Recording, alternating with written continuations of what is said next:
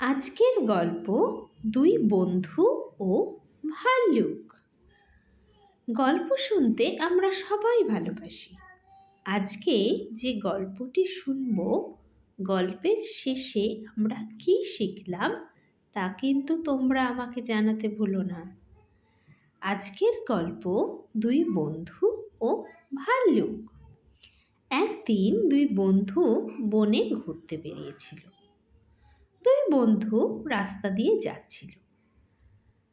রাস্তার দুদিকে গভীর জঙ্গল। জঙ্গল এতটাই ঘন যে চারিদিকে অন্ধকার। সেই সময় আস্তে আস্তে বিকেল পেরিয়ে সন্ধে নামছে, আর রাস্তার আরো অন্ধকার হতে চলেছে। বনের রাস্তা এমনিতেই চারিদিকে নিস্তব্ধ, নিঝুম।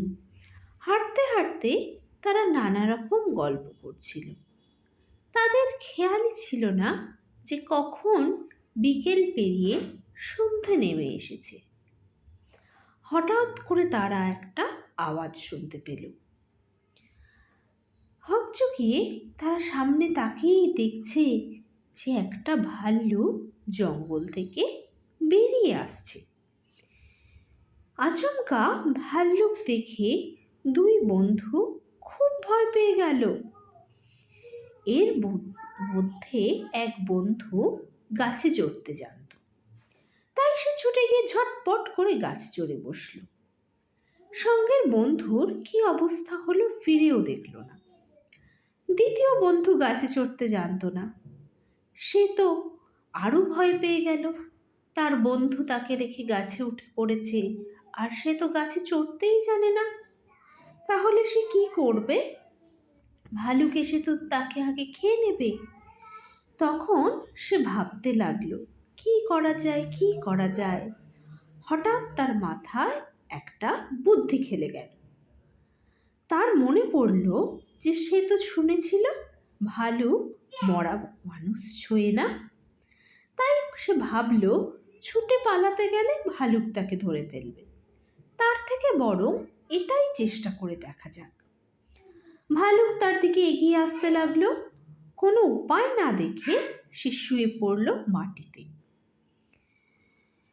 সে শটান মরার মতো দম বন্ধ করে পড়ে রইল, নিঃশ্বাসও নিল না। মরার মতো ভান করে শুয়ে থাকতে দেখে ভালুক কয়েকবার তাকে শুকে দেখল। নিঃশ্বাস প্রশ্বাস কিছুই পড়ছে না। তারপর মরা ভেবে ভালুকটি আবার বনের মধ্যে চলে গেল। কারণ ভালুক তো কোনো মরা প্রাণীকে স্পর্শ করে না। ভালুককে চলে যেতে দেখে গাছে চড়া বন্ধুটি নিচে নেমে এলো।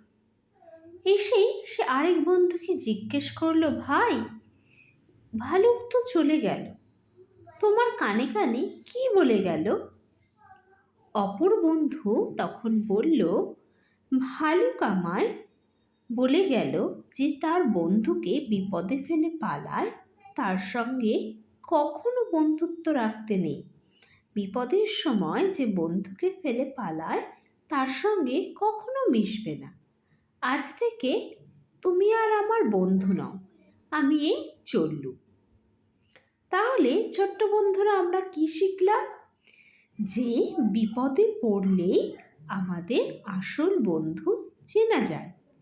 তাই তোমরাও তোমাদের জীবনে যখনই কোনো বিপদে পড়ো না কেন, বন্ধু পাশে থাকলে একসাথে তাকে সাহায্য করার চেষ্টা করবে।